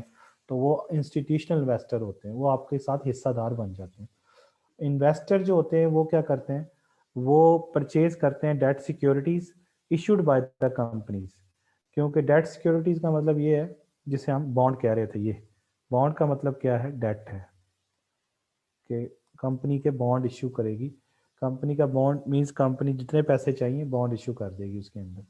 तो कंपनी फिर प्रॉमिस करती है कि उसमें बता देती है बॉन्ड के अंदर कि किस डेट को वो पे करेगी, कितनी अमाउंट पे करेगी और कितना उसके ऊपर सूद जो है वो पे करेगी उस कर्जे के ऊपर। इसको इसको हम डेट कैपिटल कहते हैं। डेट कैपिटल में डिबेंचर भी आ जाता है जो लार्ज कंपनीज इशू करती हैं, यूरो बॉन्ड्स भी आ जाता है और कमर्शियल पेपर भी आ जाता है। समझ रहे हैं? कमर्शियल पेपर ये इधर भी पढ़ा था आपने, ये शॉर्ट टर्म में था, अगर लॉन्ग टर्म में आ गया तो फिर उसको आप 1 साल से ज़्यादा तो लॉन्ग टर्म में ले जाएंगे। अच्छा, डिबेंचर्स और अदर लोन स्टॉक और लॉन्ग टर्म लोन्स, ये लॉन्ग टर्म लोन्स हैं, ठीक है ना जी। अच्छा, इसमें क्या है कि डिबेंचर्स कौन इशू करता है? लार्ज कंपनीज करता है, और उनकी ट्रेड कहाँ पे होती है? स्टॉक एक्सचेंज मार्केट में होती है, ठीक है जी। ये यहाँ तक बातें समझ आ गई। तो आगे चले तो बॉन्ड्स का बताया हुआ है। बॉन्ड्स मैंने अभी आपको बताया कि बॉन्ड्स जो है ये भी फाइनेंशियल इंस्ट्रूमेंट्स हैं, इनको गवर्नमेंट भी इशू कर सकती है, लेकिन यहाँ गवर्नमेंट का अभी हमें ज़रूरत नहीं है लिखने की, यहाँ सिर्फ लिखें बिजनेसेस। जो बिजनेसेस इशू करते हैं, गवर्नमेंट भी करती है, वो अगले सेक्शन में पढ़ेंगे, कहाँ भला यहाँ पे जब गवर्नमेंट का पढ़ेंगे, अभी फ़िलहाल नहीं। गवर्नमेंट के अलहदा बॉन्ड होते हैं, अभी ये सिर्फ डिस्कशन हो रही है किसकी भला, ये डिस्कशन चल रही है जनाब फर्म्स की, तो फर्म की ही बात करेंगे, यहाँ पे गवर्नमेंट लिखना भी नहीं चाहिए। तो बहरहाल, तो ये बॉन्ड क्या है? ये एक कर्जे के लिए एक कंपनी इशू करती है कागज़ का टुकड़ा, और उसको आप लोग, मैं, बैंक खरीदते हैं। उसके ऊपर वो क्या करती हैं, बॉन्ड के ऊपर आपको एक इंटरेस्ट रेट वो पे करती है जिसको कोपन रेट कहते हैं। इंटरेस्ट रेट और कोपन रेट एक ही बात है। और उसके बाद जब वो जितने देर का होता है वो पे करके, बाकी जो है वो फर्ज करें 6 महीने का है तो 6 महीने बाद असल अमाउंट वापस कर देगी कंपनी, और आपको सूद भी देती रहेगी पर मंथ, या जैसे भी होगा वो बता देगी आपको। इसके अलावा जनाब है एक और पॉइंट, उसे हम कहते हैं यूरो बॉन्ड्स।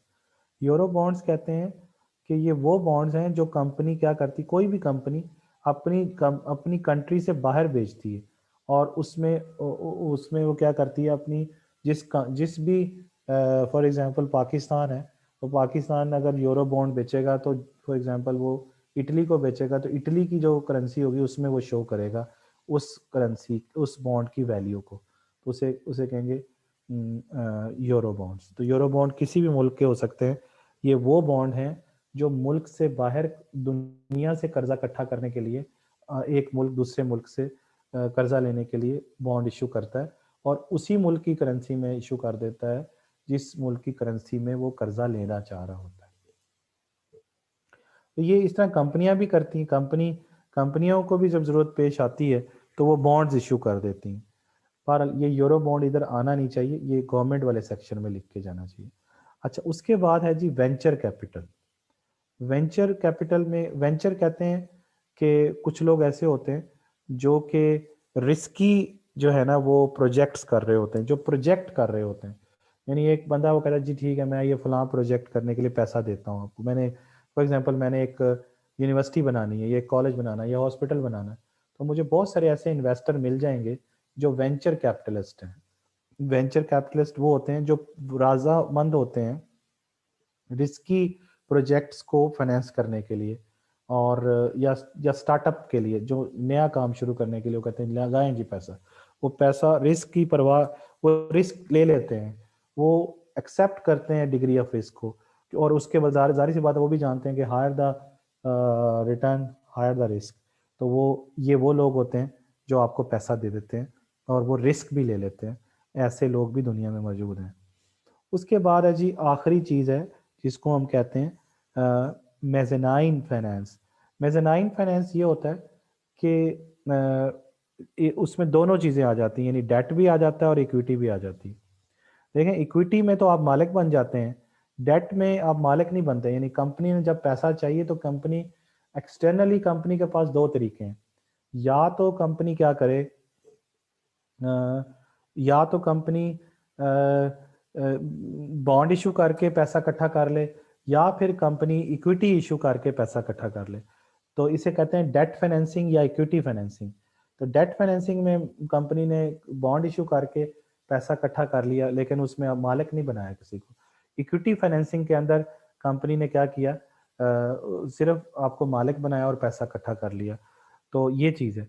लेकिन अगर ये दोनों चीज़ें इकट्ठी होके आ जाए या इस तरह हो कि शुरू शुरू में तो वो डेट हो और लेकिन उसमें ऑप्शन ये हो, यानी उस बॉन्ड के अंदर ये ऑप्शन मौजूद हो कि आप जब चाहें इसको शेयर में कन्वर्ट कर सकते हैं, तो इस चीज़ को हम कहते हैं मेज़ानाइन फाइनेंस, जिसमें आपको ये ऑप्शन दिया जाता है कि अगर कंपनी आपका कर्जा वापस नहीं करेगी तो आप कंपनी के उतनी ही अमाउंट के मालिक बन सकते हैं। That is called mezzanine finance. समझ आ गई बात जी? तो ये कहानी यहाँ पे ख़त्म हुई है, लेकिन इसके अंदर आखिरी ये सेक्शन है 2.2.4 कि फाइनेंस को इकट्ठा करने में आपको डिफ़िकल्टीज़ होती हैं, क्योंकि बाज़ औक़ात जब आप मनी मार्केट से पैसा इकट्ठा कर रहे होते हैं या कैपिटल मार्केट से, capital market long term market है जो 1 साल से ज़्यादा का कर्जा देती है, और money market short term market है जो 1 साल से कम का कर्जा देती है। लेकिन उसके बावजूद भी मुख्तलिफ मुल्कों में ये मार्केट्स मौजूद होती हैं, लेकिन उसके बावजूद भी वो पैसा इकट्ठा करने में नाकाम रहती हैं, उनको पैसा नहीं मिल पाता है, क्योंकि वो लोग कहते हैं कि हमें आप अपना कंट्रोल दें कंपनी का, फिर देंगे पैसा, या फिर इंस्टीट्यूशनल इन्वेस्टर ये कहता है कि हम इन्वेस्टमेंट करेंगे, तो एक पूरा इंस्टीट्यूशन ही आपकी कंपनी को चलाना शुरू कर देता है। तो इस तरह के कुछ मसाइल पेश आ सकते हैं जो कि होते हैं, इसको मज़ीद देखिएगा।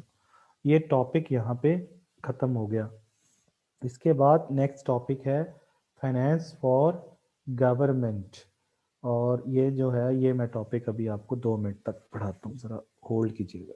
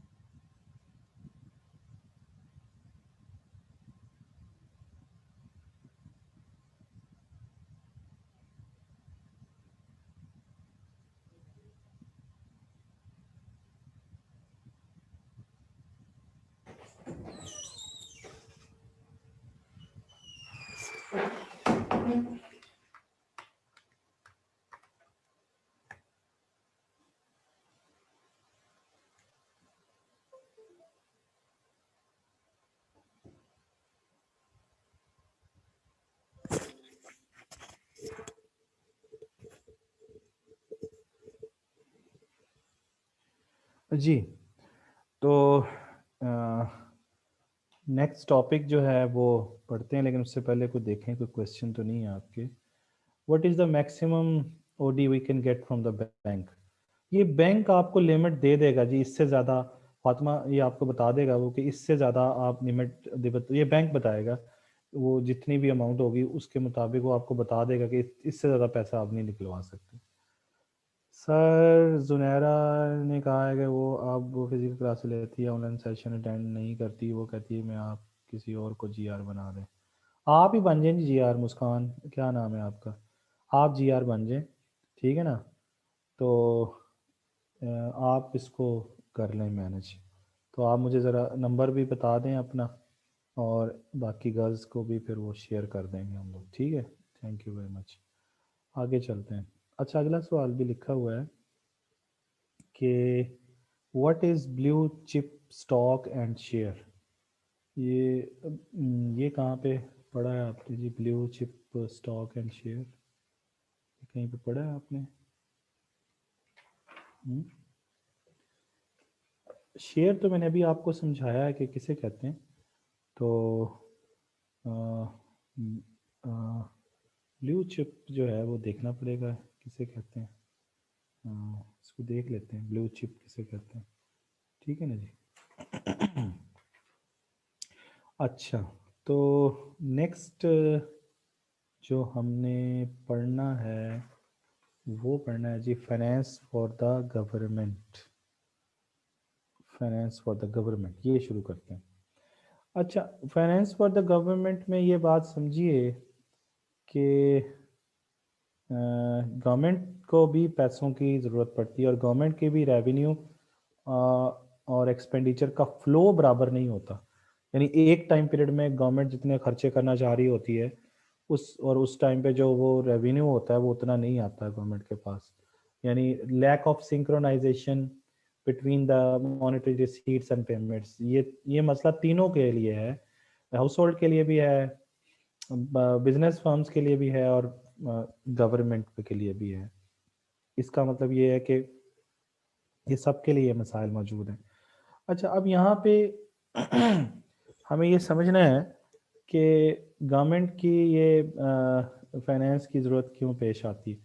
यहाँ पे आपको बता रहे हैं कि government have the fiscal budget consisting of taxation and other. ये तो 3.1 से शुरू करते हैं, गवर्नमेंट पेमेंट्स और गवर्नमेंट रिसीट्स। ये ज़रा देखिए, गवर्नमेंट की पेमेंट्स कौन कौन सी हैं जी। गवर्नमेंट यानी गवर्नमेंट के एक्सपेंडिचर्स कौन कौन से हैं, ये देखते हैं। गवर्नमेंट की स्पेंडिंग जो है वो कहाँ कहाँ करती है, गवर्नमेंट को खर्चे कहाँ कहाँ करने पड़ते हैं। तो government need to spend a number of outlay on a current and long term nature, these can be categorized. ये देखते हैं जी, ए और बी, और दो दो हिस्सों में गवर्नमेंट के अखराजात को डिवाइड किया गया है।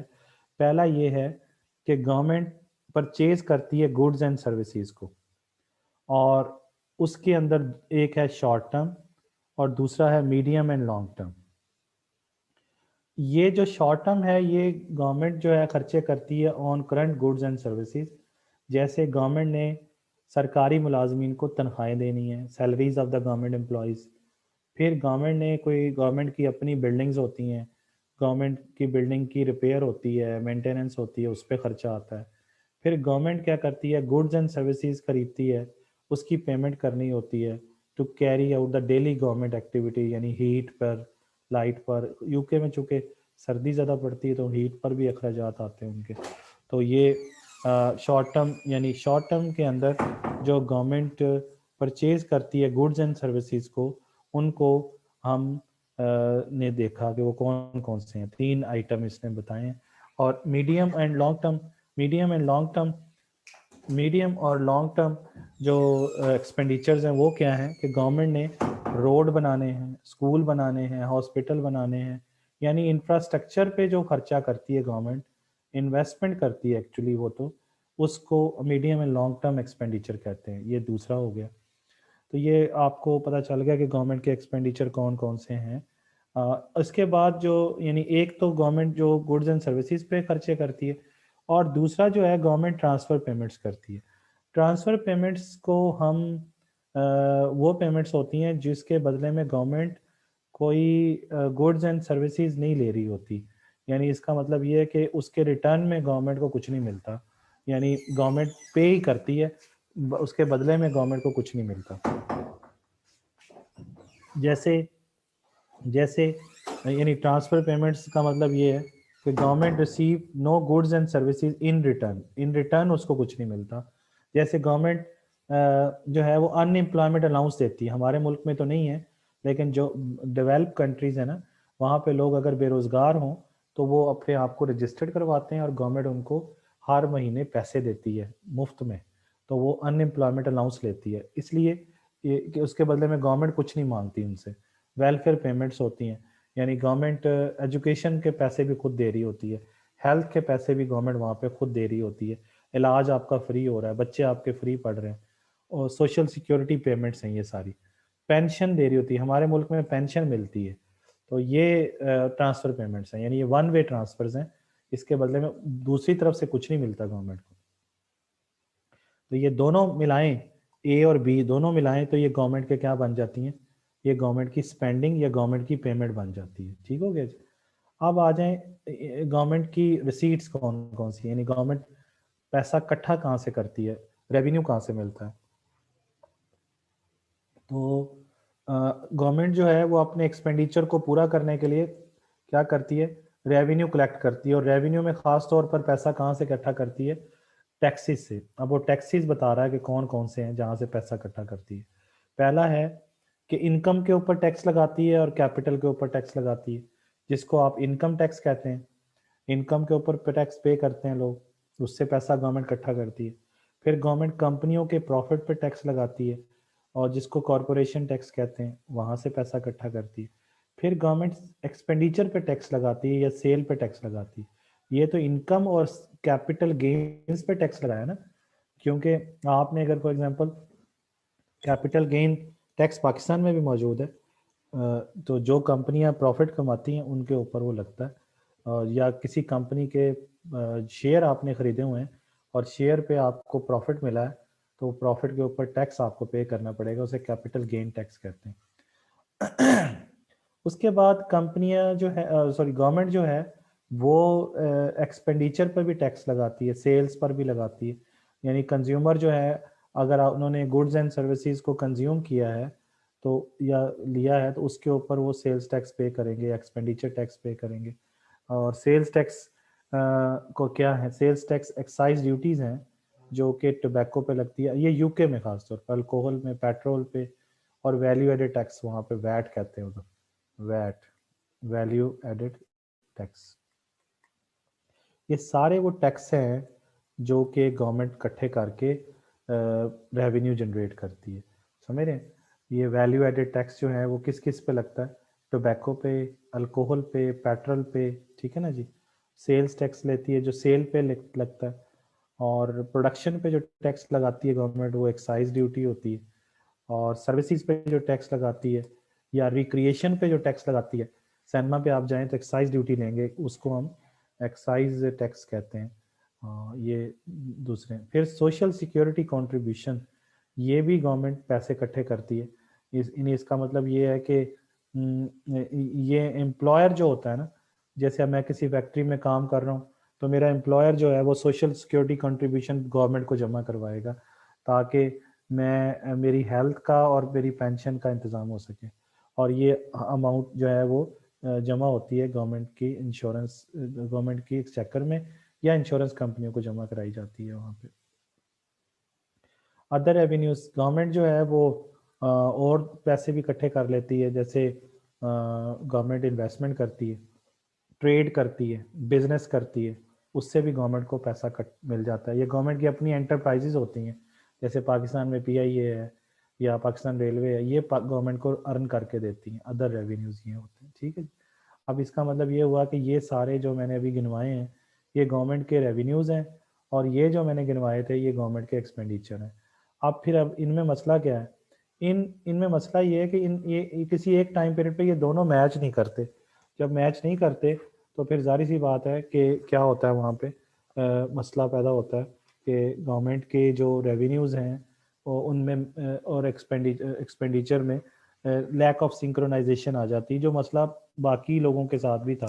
तो गवर्नमेंट क्या करती है, गवर्नमेंट इनको पूरा करने के लिए कैसे कैसे काम करती है। जैसे फॉर एग्जांपल शॉर्ट टर्म में अगर गवर्नमेंट ने करना है तो वो कैसे करेगी, ये देखें, टाइम फ्रेम है शॉर्ट टर्म। तो इसमें क्या करती है, अगर गवर्नमेंट के एक्सपेंडिचर रेवेन्यू से ज़्यादा हो तो गवर्नमेंट शॉर्ट टर्म क्रेडिट ले लेती है, और कहाँ से लेती है, सेंट्रल बैंक से। सेंट्रल बैंक पाकिस्तान का है, स्टेट बैंक ऑफ पाकिस्तान। तो गवर्नमेंट अपनी शॉर्ट टर्म नीड्स को पूरा करने के लिए सेंट्रल बैंक से कर्जा लेती है, क्योंकि जो सेंट्रल बैंक होता है वो गवर्नमेंट का ही बैंक होता है। सेंट्रल बैंक क्या होता है, बैंक ऑफ द गवर्नमेंट। और इसमें गवर्नमेंट ने ये पैसे लेके क्या करती है, गवर्नमेंट ने सोशल सिक्योरिटी पेमेंट करनी होती है, पेंशन देनी होती है, सैलरीज देनी होती हैं एम्प्लॉयज़ को, या गवर्नमेंट ने रूटीन की गुड्स एंड सर्विसेज खरीदनी हो। इन चीज़ों के लिए गवर्नमेंट शॉर्ट टर्म ये नीड्स कहलाती हैं, इनके लिए गवर्नमेंट सेंट्रल बैंक से कर्जा लेके पूरा कर लेती है। मीडियम टर्म, अगर गवर्नमेंट ने स्कूल बनाने हैं, हॉस्पिटल बनाने हैं, रोड बनाने हैं, या इनको कहते हैं पब्लिक सेक्टर इन्वेस्टमेंट एक्टिविटीज़, तो फिर गवर्नमेंट क्या करती है, उसके लिए गवर्नमेंट क्या करती है, गवर्नमेंट फंड्स को एक साल से एलोकेट करती है ज़्यादा के लिए, अपने बजट के अंदर वो उसको लेके आती है। गवर्नमेंट एलोकेट करती है more funds to 1 year rather than as a part of fiscal manage economic growth. Fiscal policy कहलाती है ये, फिजिकल पॉलिसी कहते हैं गवर्नमेंट की रेवेन्यू और टैक्स की पॉलिसी। और इसमें ये यहाँ पे देखते हैं कि गवर्नमेंट की स्पेंडिंग जो है, अगर वो काउंटर साइक्लिकल है, काउंटर साइक्लिकल कहते हैं कि मुल्क के अंदर बेहतरी है और गवर्नमेंट के एक्सपेंडिचर कम हो रहे हैं, ये काउंटर हो गया ना, उलट होगी बात। और मुल्क के अंदर अगर बेहतरी नहीं है और गवर्नमेंट के एक्सपेंडिचर फिर क्या होंगे, ज़्यादा होंगे, क्योंकि लोगों की इनकम इतनी ज़्यादा नहीं होगी तो गवर्नमेंट को खर्चे करने पड़ेंगे। तो इकोनॉमिक साइकिल के साथ उसका काउंटर साइकिल चल रहा होता है। तो इसलिए गवर्नमेंट कोशिश करती है कि मैनेज करे अपनी फिजिकल पॉलिसी के ज़रिए और इन चीज़ों को प्रोवाइड करे अपने बजट के अंदर लेके आके। और बाज़ औक़ात ऐसा जब मैनेज नहीं कर पाती तो गवर्नमेंट का जो बजट होता है वो डेफिसिट में चला जाता है। डेफिसिट का मतलब ये है कि गवर्नमेंट की स्पेंडिंग ज़्यादा हो जाती है और गवर्नमेंट का जो रेवेन्यू है वो कम हो जाता है। तो इस बजट डेफिसिट को फाइनेंस करने के लिए गवर्नमेंट फिर प्राइवेट सेक्टर से कर्जा लेके उस बजट को पूरा करती है, या फिर वो गवर्नमेंट बॉन्ड इशू करती है और बॉन्ड लोग खरीदते हैं या बैंक खरीदते हैं और बैंकों से वो पैसा इकट्ठा करती है, या फिर भी पूरा ना हो बजट डेफिसिट तो गवर्नमेंट फिर बैरून ममालिक से कर्जा ले लेती है, जिसे हम फॉरेन डेट कहते हैं। उसके बाद ये है कि अगर गवर्नमेंट ने लॉन्ग टर्म कोई प्रोजेक्ट शुरू करना है, जैसे कोई डैम बनाना है, ये डैम बहुत बड़ा प्रोजेक्ट होता है। इस तरह एक गवर्नमेंट ने एक हॉस्पिटल बनाना है, या एक पाकिस्तान में जिस तरह हम एटमी ताकत है तो एटॉमिक जो है उस पर कोई खर्चे करने हैं, तो गवर्नमेंट को बहुत पैसा चाहिए होता है। और इसके लिए जाहिर सी बात है कि गवर्नमेंट जो है उनका स्पेंडिंग बढ़ जाती है तो गवर्नमेंट को कर्जा लेना पड़ता है, और वो कर्जा फिर वो इंटरनली भी ले सकती है, वो एक्सटर्नली भी ले सकती है। इंटरनली कर्जा लेगी तो बैंकों से लेगी या प्राइवेट सेक्टर से लेगी, उसको डोमेस्टिक डेट कहेंगे। और अगर वो एक्सटर्नली लेगी तो वो किसी मुल्क से लेगी या किसी फॉरेन इंस्टीट्यूशन से लेगी, जैसे आईएमएफ से लेगी, वर्ल्ड बैंक से लेगी, या एशियन डेवलपमेंट बैंक से लेगी, या इस्लामिक बैंक से लेगी, तो वो फिर फॉरेन डेट कहलाता है। तो उससे वो अपनी चीज़ें जो हैं वो पूरा करती है। ये टॉपिक यहाँ पे ख़त्म हो गया कि गवर्नमेंट अपने अखराजात कैसे पूरे करती है, क्योंकि गवर्नमेंट की पेमेंट्स जो है वो सिंक्रोनाइज नहीं है उनकी रिसीट के साथ। ये मसला तीनों में था, यानी हाउस होल्ड में भी यही मसला है कि एक टाइम पीरियड पे गवर्नमेंट के रेवेन्यू और एक्सपेंडिचर बराबर नहीं होते हैं किसी एक टाइम पीरियड। अगला जो क्वेश्चन है जी वो ये है कि गवर्नमेंट का बजट डेफिसिट और सरप्लस क्या होता है, लेकिन मैं दोबारा से एक चीज़ समझा दूं कि जो फिस्कल पॉलिसी होती है, ये ज़रा समझ लीजिए, फिस्कल पॉलिसी को बजट भी कहते हैं, बजट या बजटरी पॉलिसी भी कहते हैं। और इसमें क्या होती है, इसमें दो चीज़ें होती हैं, एक तरफ गवर्नमेंट की स्पेंडिंग होती है और दूसरी तरफ गवर्नमेंट की रिसीट्स होते हैं कि पैसा इकट्ठा कहाँ से करेगी और खर्च कहाँ पे करेगी। ये चीज़ें दोनों आप पढ़ आए हैं ऊपर कि रिसीट कौन कौन से हैं और स्पेंडिंग कौन कौन सी हैं। ये देखें, ये जो आपने यहाँ पे लिखा ना गवर्नमेंट पेमेंट्स एंड रिसीट्स, ये एक्चुअली ये किसकी बात कर रहे हैं हम लोग, फिस्कल पॉलिसी की बात कर रहे हैं, या हम किसकी बात कर रहे हैं, बजट की बात कर रहे हैं। तो बजट मीन्स गवर्नमेंट की फिस्कल पॉलिसी। इसको गवर्नमेंट की टैक्स की पॉलिसी भी कहा जाता है, क्योंकि इधर देखें तो रिसीट में सबसे इम्पोर्टेंट चीज़ क्या आ रही, टैक्स आ रही। तो इसको टैक्स या गवर्नमेंट की टैक्स की पॉलिसी या गवर्नमेंट की स्पेंडिंग की पॉलिसी भी कहते हैं, फिस्कल पॉलिसी को, बजटरी पॉलिसी। और बाज जब गवर्नमेंट की बजट जो है उसमें ये होता है कि अगर गवर्नमेंट की जो रिसीट्स हैं वो इक्वल हो जाएं उनकी स्पेंडिंग या एक्सपेंडिचर के, तो इसे हम बैलेंस बजट कहते हैं, बैलेंस्ड बजट कहते हैं। और अगर गवर्नमेंट का रेवेन्यू उसकी एक्सपेंडिचर से ज़्यादा हो जाए तो इसे हम सरप्लस बजट कहते हैं। और अगर रेवेन्यू जो है वो कम हो जाए एक्सपेंडिचर से तो इसे हम क्या कहते हैं, डेफिसिट बजट कहते हैं, डेफिसिट बजट। तो डेफिसिट बजट मींस कि गवर्नमेंट के खर्चे ज़्यादा है और गवर्नमेंट के जो इनकम है वो कम है, रेवेन्यू कम है। ये तीन तरह के गवर्नमेंट के बजट होते हैं। तो गवर्नमेंट डेफिसिट और सरप्लस समझ आ गया आपको। इसका मतलब ये है कि यहाँ पे देखिए फिस्कल ईयर किसे कहते हैं, सॉरी, फिस्कल ईयर का मतलब है कि जिस एक साल के अंदर गवर्नमेंट ने पैसे इकट्ठे करने हैं और खर्च करना है। जैसे हमारा जो फिस्कल ईयर है वो कहाँ से कहाँ तक है बोला, फिस्कल ईयर ऑफ पाकिस्तान हमारा है जुलाई फर्स्ट जुलाई से लेके 30 जून तक, 30 जून तक ये हमारा फिस्कल ईयर है। मतलब अगर हम अब देखें ना इस वक्त, तो ये 1 जुलाई से शुरू हो चुका है हमारा फिस्कल ईयर। अगर देखें तो हमारा लिखा होता है कि ये बजट जो है ये बजट जो है 2020-21 का बजट। तो 2020-21 का मतलब ये है 2020 20-21 का बजट का मतलब ये है कि 6 महीने इधर हैं और 6 महीने इधर हैं। समझ आ रही? हमारे मुल्क के 6 महीने एक साल में आते हैं, 6 साल एक में चले जाते हैं।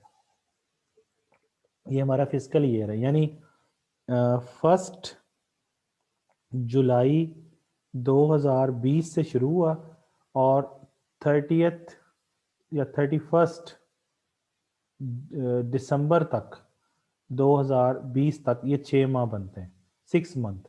फिर 1 जनवरी 2021 से शुरू होगा और 30th जून तक जाएगा 2021 तक। तो ये फिर 6 माह बनेंगे। तो 6 माह ये हैं, 6 माह ये हैं। इसको कहते हैं 20-21 का बजट। ये हमारा फिस्कल ईयर है। 6 माह हमारे इस 20 में आएंगे और 6 माह हमारे 21 में जाएंगे। तो हमारा जो भी फिस्कल ईयर हमारा आता है वो इसी तरीके से आएगा, 20-21, फिर अगला साल आएगा तो 21-22, तो 6 महीने इधर, 6 महीने आगे। तो फिस्कल ईयर समझ आ गए? फिस्कल ईयर जो है जिसमें गवर्नमेंट का बजट आता है, जिसमें गवर्नमेंट की फिस्कल पॉलिसी अनाउंस होती है, जिसमें गवर्नमेंट ने अपने रेवेन्यू और एक्सपेंडिचर का हिसाब किताब करना होता है, इसको फिस्कल ईयर भी कहते हैं, इसको फाइनेंशियल ईयर भी कहते हैं, इसको टैक्स ईयर भी कहते हैं, इसको एग्रीकल्चर ईयर भी कहते हैं, इसको ट्रेड ईयर भी कहते हैं। ये सारे नाम हैं। मैंने अभी आपको बता दिया है कि गवर्नमेंट का बजट सरप्लस भी हो सकता है, ये मैंने अभी समझाया है, और गवर्नमेंट का बजट जो है वो डेफिसिट में भी हो सकता है। और यहाँ पे आपको बजट डेफिसिट समझाया गया। बजट डेफिसिट का फार्मूला ये है कि गवर्नमेंट एक्सपेंडिचर में से गवर्नमेंट रेवेन्यू को माइनस कर दीजिए। तो ये गवर्नमेंट एक्सपेंडिचर, ये माइनस का साइन है, माइनस गवर्नमेंट रेवेन्यूज। तो गवर्नमेंट एक्सपेंडिचर्स कौन कौन से हैं? ये यहाँ तक, ये यहाँ तक ये गवर्नमेंट के एक्सपेंडिचर हैं, और ये फिर माइनस साइन से आगे तक, माइनस साइन से यहाँ से लेके ये जो चीज़ है ना यहाँ तक, ये गवर्नमेंट का रेवेन्यू है। रेवेन्यू मींस टैक्स, टैक्स का मतलब रेवेन्यू। ये देखें एक्सपेंडिचर में क्या क्या आता है, गवर्नमेंट परचेजेस, ट्रांसफर्स और नेट इंटरेस्ट, ये तीनों मिलाएंगे तो ये गवर्नमेंट का क्या है, एक्सपेंडिचर्स है। तीनों मिला दें ये तीनों, फिर ये माइनस का साइन ये आ रहा है, इधर भी माइनस का साइन आ गया, और गवर्नमेंट रेवेन्यू वैसे लिख दिया। और गवर्नमेंट के रेवेन्यू में जो मेजर रेवेन्यू का सोर्स होता है वो टैक्स होता है, इसलिए टी लिख दिया। इसीलिए ये लिखा है P plus T R plus I N T, ये बनता है यहाँ तक गवर्नमेंट का एक्सपेंडिचर, फिर माइनस क्या है, ये टैक्स। ये वही इक्वेशन है जो ऊपर लिखी हुई। समझ आ गई बात आपको? तो इसका मतलब ये है कि ये वाली हिस्सा, ये वाला हिस्सा क्या है, एक्सपेंडिचर है, और ये क्या है, revenue. Expenditure minus revenue is equal to budget deficit. ये बजट डेफिसिट का फार्मूला है। यहाँ तक समझ आ गई बातें? तो आगे चलते हैं। अच्छा, अब ये है कि जब भी गवर्नमेंट का स्पेंडिंग उसकी टैक्सेस से ज़्यादा हो जाएगी तो उसका बजट डेफिसिट में चला जाएगा, यानी गवर्नमेंट का रेवेन्यू जो है वो कम रह जाएगा। टैक्स जब, टैक्स क्या रेवेन्यू है ना, तो टैक्स जब कम इकट्ठा होगा और एक्सपेंडिचर ज़्यादा हो जाएगा तो गवर्नमेंट का बजट डेफिसिट में चला जाएगा। और इस डेफिसिट को पूरा करने के लिए गवर्नमेंट को क्या करना पड़ेगा, कर्जा लेना पड़ेगा। और कर्जा लेने के लिए गवर्नमेंट क्या कर सकती है, कर्जा लेने के लिए गवर्नमेंट फाइनेंशियल इंस्ट्रूमेंट इशू करेगी, और वो शॉर्ट टर्म के भी हो सकते हैं, लॉन्ग टर्म के भी हो सकते हैं। ठीक है ना जी? तो जो शॉर्ट टर्म जो गवर्नमेंट का कर्जे का लेने का इंस्ट्रूमेंट है उसे ट्रेजरी बिल कहते हैं, और जो लॉन्ग टर्म होते हैं उन्हें ट्रेजरी बॉन्ड कहते हैं। ये लॉन्ग टर्म है और ये शॉर्ट टर्म है। ये दोनों गवर्नमेंट के कर्जा लेने के फाइनेंशियल इंस्ट्रूमेंट हैं। इन्हें क्या कहते हैं, फाइनेंशियल इंस्ट्रूमेंट। इससे इनको इशू करके गवर्नमेंट कर्जा ले सकती है। जैसे ये देखें यहाँ पर बताया हुआ है ट्रेजरी बिल, ये शॉर्ट टर्म का कर्जा लेने के लिए, मतलब 90 डेज के लिए आप गवर्नमेंट का ये कर्जा ले लें, और इसको गवर्नमेंट नॉर्मली डिस्काउंट पे इशू करती है ट्रेजरी बिल। इनको टी बिल्स भी कहते हैं। यानी गवर्नमेंट ने फर्ज करें 1 लाख रुपए का कर्जा लेना है, तो उसको, या 1000 रुपये का कर्जा लेना है, तो 1000 रुपया इसकी प्राइस है, इसकी वैल्यू है, और आप उसको, यानी इसकी ये फेस वैल्यू है। ये मैं इसको सही करके लिख दूँ, दोबारा से समझाता हूँ। फेस वैल्यू, फेस वैल्यू कितनी है? 1000 रुपये की। और ये क्या है? ट्रेजरी बिल है, टी बिल कहते हैं इसको। तो टी बिल कितना है? 1000 रुपये का। अब ये गवर्नमेंट ने 1000 रुपये का कर्जा लेना है, तो आप वो गवर्नमेंट इसको कहेगी, इसकी होती है बोली लगती है, और आपने फ़र्ज़ करें इसको ख़रीद लिया कितने का? 900 रुपये का। तो जब आपने 900 का ख़रीदा तो इसकी प्राइस क्या थी? 900 रुपये। फेस वैल्यू को कहते हैं एफ़। एफ़ यहाँ देखें, पी जो है वो एफ़ से कम है, और पी और एफ़ का डिफरेंस जो है वो डिस्काउंट है, और वो कितना है? 100 रुपया। एफ़ कितना है? 1000। और ये खरीदी कितने की? आपकी 900 की। तो आपको ख़रीदते ही पता चल गया कि आपको 100 रुपये का बेनिफिट हुआ है, 100 रुपीज़। तो ये ट्रेजरी बिल का ये फ़ायदा होता है कि गवर्नमेंट इसको डिस्काउंट पे इशू करती है, तो आप इसकी बोली लगाते हैं। हो सकता है ये 800 की ख़रीद लेता कोई, तो उसको ख़रीदते ही 200 रुपये का बेनिफिट होता है। तो जो भी बोली जिसकी हो जाएगी, जो बोली जीत जाएगा, लेकिन ये डिस्काउंट पे इशू होगा। हो सकता है 990 की बिक जाए, हो सकता है 950 की बिक जाए, लेकिन उसके ऊपर जो लिखा हुआ है वो मिलेगा आपको। तो आपने 900 रुपये, 1000 रुपये लिखा हुआ है उस ट्रेजरी बिल के ऊपर, तो आपने 900 खरीदी है, तो अगर वो 3 महीने के लिए है तो 3 महीने आपने रखना है उस कागज़ के टुकड़े को संभाल के, ट्रेजरी बिल जिसे कहते हैं। और उसके बाद जब आप उसको 3 महीने बाद गवर्नमेंट को वापस देंगे तो वो 1000 रुपये दे देगी। हालांकि आपने 900 की खरीदी थी, 100 रुपये बेनिफिट हो जाएगा, और गवर्नमेंट को कर्जा मिल जाता है। ये मैंने सिंपल सी एग्जांपल से आपको समझाया है। फिर है treasury bill, sorry treasury bond. ये बिल है, ये बॉन्ड है। ट्रेजरी बॉन्ड के क्या होता है? ट्रेजरी बॉन्ड में भी दो चीज़ें होती हैं। इसके अंदर गवर्नमेंट कर्जा जो है वो लेती है, किस तरीके से? ये भी शॉर्ट टर्म का हो सकता है, मीडियम टर्म का भी हो सकता है, और लॉन्ग टर्म का भी हो सकता है। बॉन्ड जो है शॉर्ट टर्म का भी हो सकता है, मीडियम का भी हो सकता है, लॉन्ग टर्म का भी हो सकता है। इसके ऊपर गवर्नमेंट आपको कूपन रेट देती है। Coupon rate means interest rate, interest rate, इसके ऊपर सूद मिलता है आपको। और इनको हम गिलेट गिलेट एज सिक्योरिटीज भी कहते हैं। किनको भला? ये इन दोनों को, ठीक है ना जी। यूके यूके जो गवर्नमेंट बॉन्ड्स होते हैं ना, ये ट्रेजरी बिल या ट्रेजरी बॉन्ड, इनको गिलेट एज सिक्योरिटीज भी कहते हैं यूके के अंदर। तो ये है जी गवर्नमेंट के कर्जे लेने के तरीके। गवर्नमेंट टी बिल इशू करती है या ट्रेजरी बॉन्ड इशू करती है। टी बिल जो है डिस्काउंट पे इशू होता है, उस पर कोई प्रॉपर सूद नहीं मिलता, लेकिन इन दोनों का जो डिफरेंस होता है पी और एफ का, वो खरीदते पता चल जाता है आपको कितना बेनिफिट हुआ। जैसे 1000 वाला ट्रेजरी बिल अगर मैंने 900 खरीद लिया, तो मुझे खरीदते पता चल गया कि मुझे 100 का बेनिफिट हुआ है। इस पर प्रॉपर सूद नहीं मिलता आपको, डिस्काउंट मिलता है। और दूसरा जो बॉन्ड होता है उस पर गवर्नमेंट आपको कर्जा ले लेती है आपसे, और आप बॉन्ड खरीद लेते हैं गवर्नमेंट का, और या आप खरीदते हैं या बैंक खरीदता है, गवर्नमेंट को कर्जा देते हैं। और फिर उसके ऊपर गवर्नमेंट हर साल, अगर 15 साल के लिए, तो हर साल कर्ज सूद देती रहती है, और 15वें साल आपकी असल रकम वापस कर देती है। ठीक है ना जी।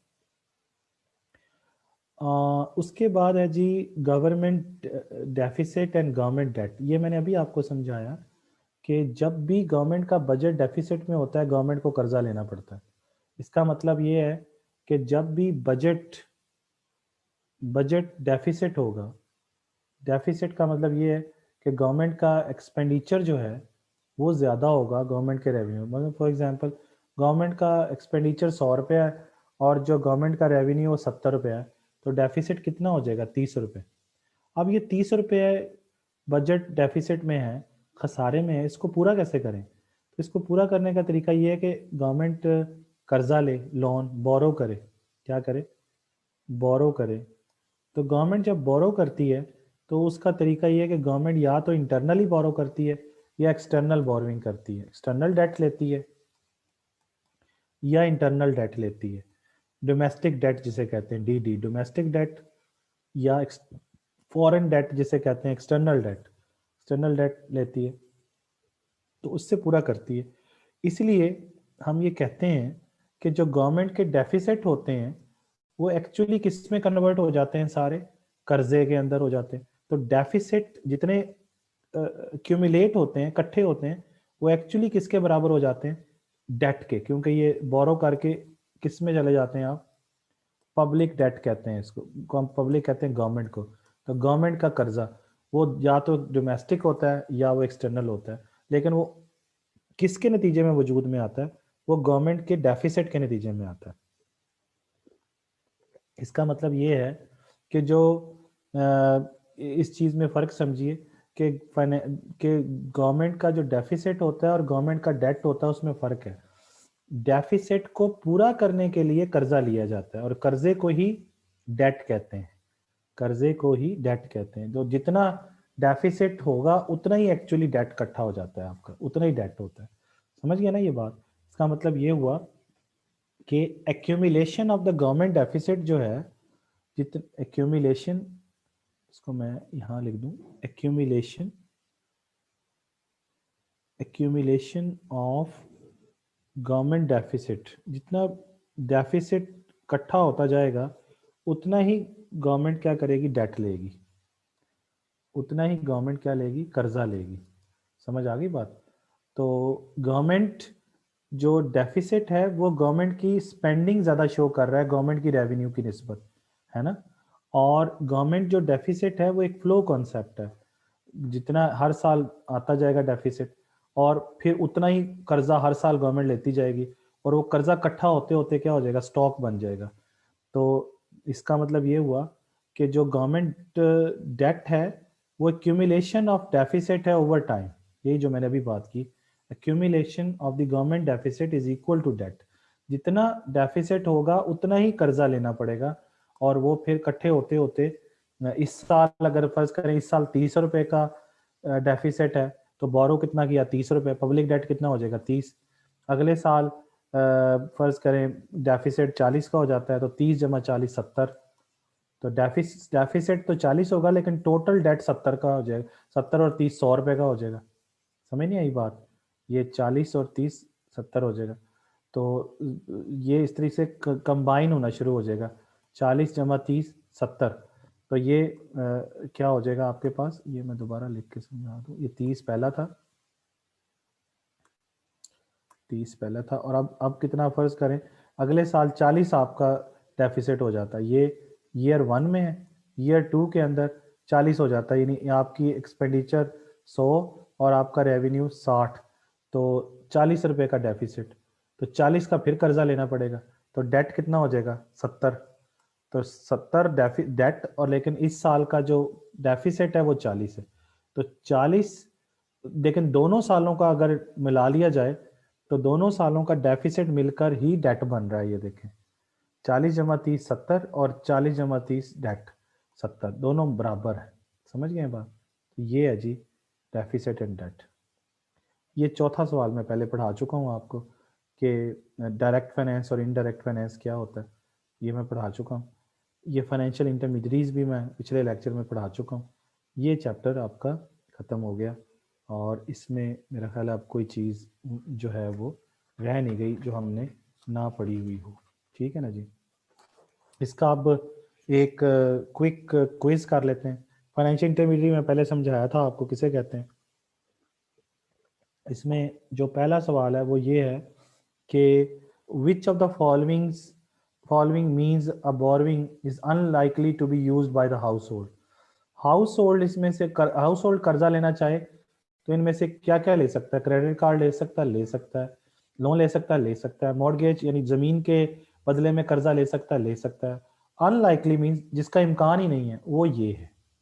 तो इसका जवाब ये है, क्योंकि इक्विटीज या शेयर कौन इशू करती हैं, हाउस होल्ड नहीं करती बल्कि वो बिजनेसेस करती हैं। इसलिए पहला जवाब ठीक होगा ये वाला ए, क्योंकि उसने कहा था क्या ऐसी चीज है जो बोरोइंग के लिए हाउस होल्ड नहीं कर सकता, तो वो इक्विटीज है, इक्विटीज कंपनी इशू करती है। ठीक हो ना जी? उसके बाद है जी चौथा सवाल कि मैचिंग कॉन्सेप्ट क्या है, ये मैंने समझाया हुआ आपको। तो मैचिंग कॉन्सेप्ट डी है, यानी लेंथ ऑफ द क्रेडिट बराबर होनी चाहिए लाइफ ऑफ द एसेट की। ठीक है ना जी? और उसके बाद जनाब 8वें में देख लें, उसमें बता रहा है कि financial intermediaries sorry function of the commercial financial intermediaries include the following except. Financial intermediaries maturity transformation करती हैं, बिल्कुल करती हैं। ट्रांजैक्शन कॉस्ट को कम करती हैं, एग्रीगेशन करती हैं, ये भी पढ़ा था ना हमने, ये वाली चीज़, ये देखें एग्रीगेशन करती है, ये रहा एग्रीगेशन। और आपकी जो कॉस्ट है वो कम करती है, कौन सी वाला, ट्रांजैक्शन कॉस्ट कम करती है, वो हमने पढ़ा था। यानी इसके अंदर आएगा। उसके बाद आपका तीसरी बात उसने क्या की है कि मेच्योरिटी ट्रांसफॉर्म करती है, तो ये रहा मेच्योरिटी भी ट्रांसफॉर्म करती है, ये रहा मेच्योरिटी ट्रांसफॉर्मेशन, ठीक है ना जी। लेकिन जो फाइनेंशियल इंटरमीडियरीज होती हैं वो डेट, गवर्नमेंट डेट इशू नहीं करती, ये नहीं करती फाइनेंशियल इंटरमीडिएट, एक्सेप्ट लिखा हो ना, सिवाय इसके, किसके, इसके। This is the end of the story, thank you very much. कल इंशाल्लाह ताला हम नेक्स्ट चैप्टर पढ़ेंगे, लेकिन आप लोग इस बुक के आखिर में 39 से लेके 44 तक भी क्वेश्चंस को देखिएगा। तो 10वां चैप्टर जो है वो कल हम इंशाल्लाह ताला पढ़ेंगे। ये भी फाइनेंशियल सिस्टम से रेलिवेंट ही है, और इसमें कितने क्वेश्चन है, इसमें 5 क्वेश्चन है। ये हम कल इंशाल्लाह ताला पढ़ेंगे, कल इसको देखेंगे। थैंक यू वेरी मच, अल्लाह हाफिज़।